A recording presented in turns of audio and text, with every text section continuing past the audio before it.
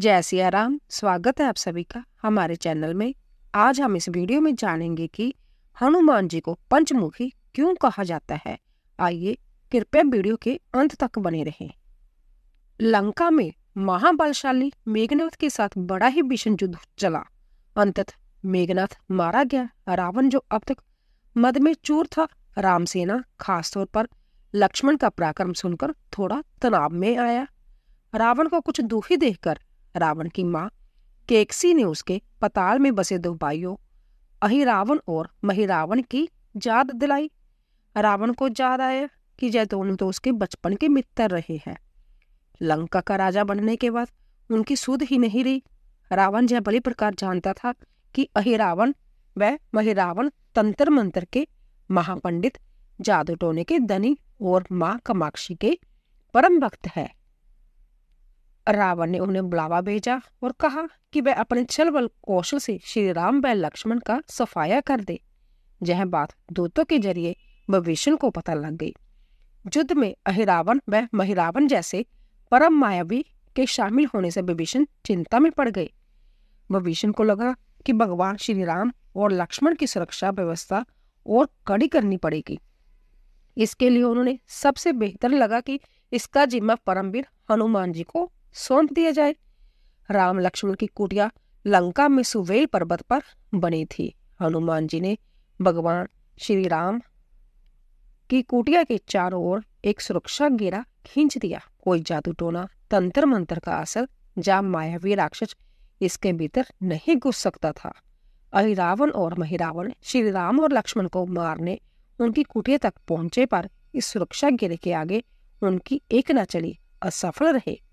ऐसे में उन्होंने एक चाल चली। महिरावण विभीषण का रूप धरकर कुटिया में घुस गया। राम व लक्ष्मण पत्थर की पाठशिलाओं पर गहरी नींद में सो रहे थे। दोनों राक्षसों ने बिना आहट के शीला समेत दोनों भाइयों को उठा लिया और अपने निवास पताल की ओर लेकर चल दिए। विभीषण लगातार सतर्क थे। उन्हें कुछ देर में ही पता चल गया कि कोई अनहोनी घट चुकी है। विभीषण को महिरावण पर शक था। उन्हें राम लक्ष्मण की जान की चिंता सताने लगी। विभीषण ने हनुमान जी को महिरावण के बारे में बताते हुए कहा कि वह उसका पीछा करे। लंका में अपने रूप में घूमना राम भक्त हनुमान के लिए ठीक न था, सो उन्होंने पक्षी का रूप धारण कर लिया और पक्षी का रूप में ही निकुंभला नगर पहुंच गए। निकुंभला नगरी में पक्षी रूप धरे हनुमान जी ने कबूतर और कबूतरी को आपस में बात करते सुना। कबूतर कबूतरी से कह रहा था कि अब रावण की जीत पक्की है। अहिरावण व महिरावण राम लक्ष्मण को बलि चढ़ा देंगे, बस सारा युद्ध समाप्त हो जाएगा। कबूतर की बातों से ही बजरंग बली को पता चला कि दोनों राक्षस राम लक्ष्मण को सोते में ही उठाकर कामाक्षी देवी को बलि चढ़ाने पाताल लोक ले गए हैं। हनुमान जी वायु वेग से रसातल की ओर बढ़े और तुरंत वहां पहुंच गए। हनुमान जी को रसातल के प्रवेश द्वार पर एक अद्भुत पहरेदार मिला। इसका आधा शरीर बानर का और आधा मछली का था। उसने हनुमान जी को पाताल में प्रवेश से रोक दिया। द्वारपाल हनुमान जी से बोला कि मुझको परास्त किए बिना तुम्हारा भीतर जाना असंभव है। दोनों में लड़ाई ठन गई। हनुमान जी की आशा के विपरीत यह बड़ा ही बलशाली और कुशल योद्धा निकला। दोनों ही बड़े बलशाली थे। दोनों में बहुत भयंकर युद्ध हुआ, परंतु वह बजरंग बली के आगे न टिक सका। आखिरकार हनुमान जी ने उसे हरा तो दिया, पर उस द्वारपाल की प्रशंसा करने से नहीं रह सके। हनुमान जी ने उस वीर से पूछा कि हे वीर, तुम अपना परिचय दो। तुम्हारा स्वरूप भी कुछ ऐसा है कि उससे कौतूहल हो रहा है। उस वीर ने उत्तर दिया, मैं हनुमान का पुत्र हूँ और एक मछली से पैदा हुआ हूँ। मेरा नाम मकरध्वज है। हनुमान जी ने जब सुना तो आश्चर्य में पड़ गई। वह वीर की बात सुनने लगे। मकरध्वज ने कहा, लंका दहन के बाद हनुमान जी समुद्र में अपनी अग्नि शांत करने पहुंचे। उनके शरीर से पसीने के रूप में तेज गिरा। उस समय मेरी माँ ने आहार के लिए मुख खोला था। वह तेज मेरी माता ने अपने मुख में ले लिया और गर्भवती हो गई। उसी से मेरा जन्म हुआ। हनुमान जी ने जब यह सुना तो मकरध्वज को बताया कि वह ही हनुमान है। मकरध्वज ने हनुमान जी के चरण स्पर्श किए और हनुमान जी ने भी अपने बेटे को गले लगा लिया और वहां आने का पूरा कारण बताया। उन्होंने अपने पुत्र से कहा कि अपने पिता के स्वामी की रक्षा में सहायता करो। मकरध्वज ने हनुमान जी को बताया कि कुछ ही देर में राक्षस बलि के लिए आने वाले हैं। बेहतर होगा कि आप रूप बदलकर कामाक्षी के मंदिर में जाकर बैठ जाएं। उनको सारी पूजा जरोखे से करने को कहें। हनुमान जी ने पहले तो मधुमक्खी का वेश धरा और माँ कामाक्षी के मंदिर में घुस गए। हनुमान जी ने माँ कामाक्षी को नमस्कार कर सफलता की कामना की और फिर पूछा, हे माँ, क्या आप वास्तव में श्री राम जी और लक्ष्मण जी की बलि चाहते हो? हनुमान जी के इस प्रश्न पर माँ कामाक्षी ने उत्तर दिया कि नहीं, मैं तो दुष्ट अहिरावण व महिरावण की बलि चाहती हूँ। जय दोनों मेरे भक्त तो है, पर अधर्मी और अत्याचारी भी है। आप अपने प्रयत्न करो, सफल रहोगे। मंदिर में 5 दीप जल रहे हैं, अलग अलग दिशाओं और स्थानों पर। माँ ने कहा, जय दीप अहिरावण ने मेरी प्रसन्नता के लिए जलाए हैं। जिस दिन जय एक साथ बुझा दिए जा सकेंगे, उसका अंत सुनिश्चित हो सकेगा। इस बीच गाजे बाजे का शोर सुनाई पड़ने लगा। अहिरावण महिरावण बलि चढ़ाने के लिए आ रहे थे। हनुमान जी ने अब माँ कामाक्षी का रूप धरा। जब अहिरावण और महिरावण मंदिर में प्रवेश करने ही वाले थे कि हनुमान जी का महला स्वर गूंजा। हनुमान जी बोले, मैं कामाक्षी देवी हूँ और आज मेरी पूजा जरोखे से करो। जरोखे से पूजा आरंभ हुई। ढेर सारा चढ़ावा माँ कामाक्षी को जरोखे से चढ़ाया जाने लगा। अंत में बंधक बलि के रूप में राम लक्ष्मण को भी उसी से डाला गया। दोनों बंधन में बेहोश थे।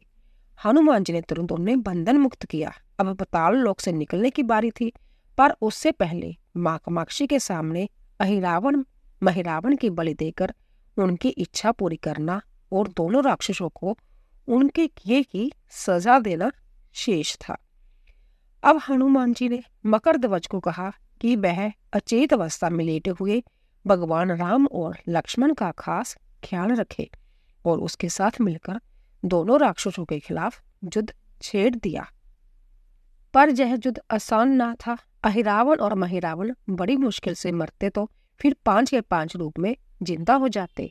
इस विकट स्थिति में मकरध्वज ने बताया कि अहिरावण की एक पत्नी नाग कन्या है। अहिरावण उसे बलात् हर लाया है। वह उसे पसंद नहीं करती, पर मन मार के उसके साथ है। वह अहिरावण के राज जानती होगी। उससे उसकी मौत का उपाय पूछा जाए। आप उसके पास जाइए और सहायता मांगे। मकरध्वज ने राक्षसों को युद्ध में उलझाए रखा और उधर हनुमान अहिरावण की पत्नी के पास पहुंचे। नागकन्या से उन्होंने कहा कि यदि तुम अहिरावण की मृत्यु का भेद बता दो तो हम उसे मारकर तुम्हें उसके चौगुल से मुक्ति दिला सकते हैं। अहिरावण की पत्नी ने कहा, मेरा नाम चित्रसेना है। मैं भगवान विष्णु की भक्त हूँ। मेरे रूप पर अहिरावण मर मिटा और मेरा अपहरण कर जहाँ कैद किए हुए है, पर मैं उसे नहीं चाहती। लेकिन मैं अहिरावण का भेद तभी बताऊंगी जब मेरी इच्छा पूरी की जाएगी।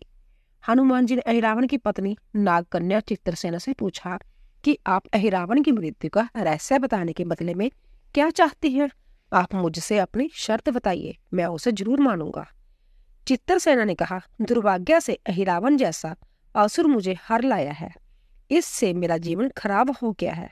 मैं अपने दुर्भाग्य को सौभाग्य में बदलना चाहती हूँ।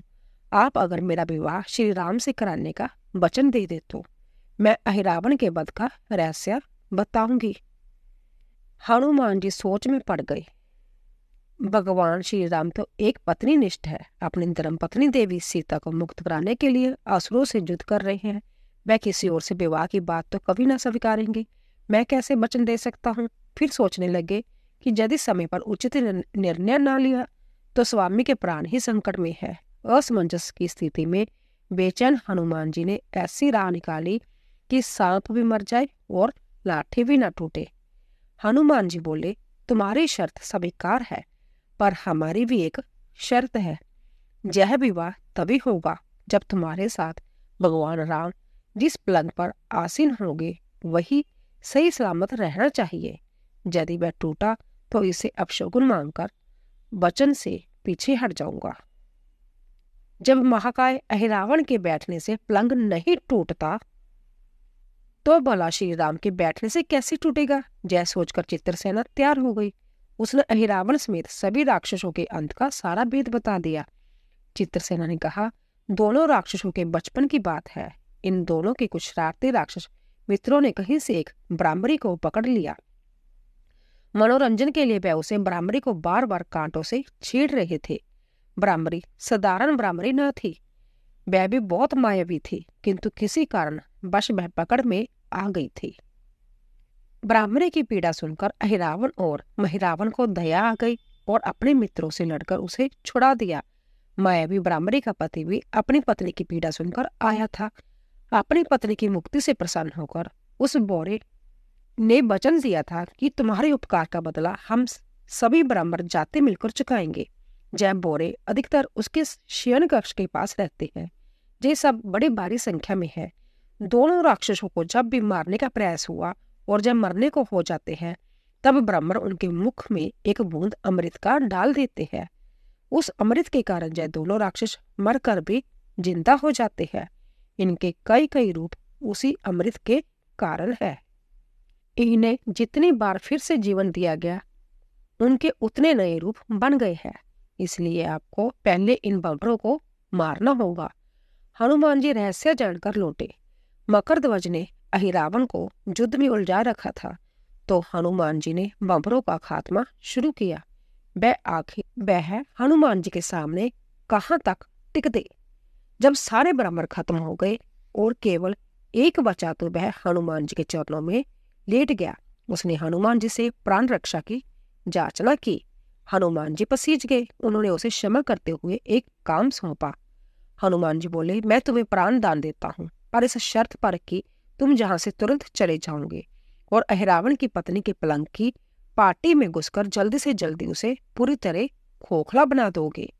बवरा तत्काल चित्रसेना के पलंग की पार्टी में घुसने के लिए प्रस्थान कर गया। इधर अहिरावण और महिरावण को अपने चमत्कार के लुप्त होने से बहुत अचरज हुआ, पर उन्होंने मायावी युद्ध जारी रखा। ब्राह्मणों को हनुमान जी ने समाप्त कर दिया। फिर भी हनुमान जी और मकरध्वज के हाथों अहिरावण और महिरावण का अंत नहीं हो पा रहा था। यह देखकर हनुमान जी कुछ चिंतित हुए। फिर उन्होंने कामाक्षी देवी का वचन याद आया। देवी ने बताया था कि अहिरावण की सिद्धि है कि जब पांचों द्वीपों को एक साथ बूझेंगे, तभी वह नए रूप धारण करने में असमर्थ होंगे और उनका वध हो सकेगा। हनुमान जी ने तत्काल पंचमुखी रूप धारण कर लिया।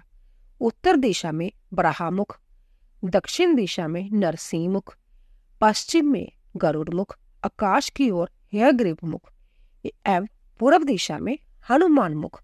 उसके बाद हनुमान जी ने अपने पांचों मुख द्वारा एक साथ पांचों दीपक बुझा दिए। अब उनके बार बार पैदा होने और लंबे समय तक जिंदा रहने की सारी आशंकाएं समाप्त हो गई थी। हनुमान जी और मकरध्वज के हाथों शीघ्र ही दोनों राक्षस मारे गए। इसके बाद उन्होंने श्री राम और लक्ष्मण जी की मूर्छा दूर करने के उपाय किए। दोनों भाई होश में आ गए। चित्रसेना भी वहां आ गई थी। हनुमान जी ने कहा, प्रभु, अब आप अहिरावण और महिरावण के छल और बंधन से मुक्त हुए, पर इसके लिए हमें इस नाग कन्या की सहायता लेनी पड़ी थी। अहिरावण इसे बलपूर्वक उठा लाया था। वह आपसे विवाह करना चाहती है। कृपया उससे विवाह कर अपने साथ ले चले, इससे उसे भी मुक्ति मिलेगी। श्री राम हनुमान जी की बात सुनकर चकराए। इससे पहले कि वे कुछ कह पाते, हनुमान जी ने ही कह दिया, भगवान, आप तो मुक्तिदाता है। अहिरावण को मारने का भेद इसी ने बताया है। इसके बिना हम उसे मारकर आपको बचाने में सफल ना हो पाते। कृपया निदान इसे भी मुक्ति मिलनी चाहिए, परंतु आप चिंता न करें। हम सबका जीवन बचाने वाले के प्रति बस इतना कीजिए कि आप बस इस पलंग पर बैठिए, बाकी का काम मैं संपन्न करवाता हूँ। हनुमान जी इतनी तेजी से सारे कार्य करते जा रहे थे कि इससे श्री राम जी और लक्ष्मण जी दोनों चिंता में पड़ गए। वह कोई कदम उठाते कि तब तक हनुमान जी ने भगवान राम की बाह पकड़ ली। हनुमान जी ने बाबा वेश में प्रभु श्री राम की बाह पकड़कर चित्रसेना के उस सजे धजे विशाल पलंग पर बिठा दिया।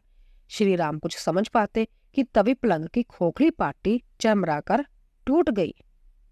पलंग धराशायी हो गया। चित्रसेना भी जमीन पर आ गिरी। हनुमान जी हंस पड़े और फिर चित्रसेना से बोले, अब तुम्हारी शर्त तो पूरी नहीं हुई, इसीलिए जब विवाह नहीं हो सकता। तुम मुक्त हो और हम तुम्हें तुम्हारे लोक भेजने का प्रबंध करते हैं। चित्रसेना समझ गई कि उसके साथ छल हुआ है। उसने कहा कि उसके साथ छल हुआ है। मर्यादा पुरुषोत्तम के सेवक उनके सामने किसी के साथ छल करे, यह तो बहुत अनुचित है। मैं हनुमान को श्राप दूंगी। चित्रसेना हनुमान जी को श्राप देने ही जा रही थी कि श्री राम का सम्मोहन भंग हुआ। वह इस पूरे नाटक को समझ गए। उन्होंने चित्रसेना को समझाया, मैंने एक पत्नी धर्म से बंधे होने का संकल्प लिया है, इसलिए हनुमान जी को यह करना पड़ा। उन्हें क्षमा कर दो। क्रुद्ध चित्रसेना तो उनसे विवाह की जिद पकड़े बैठी थी।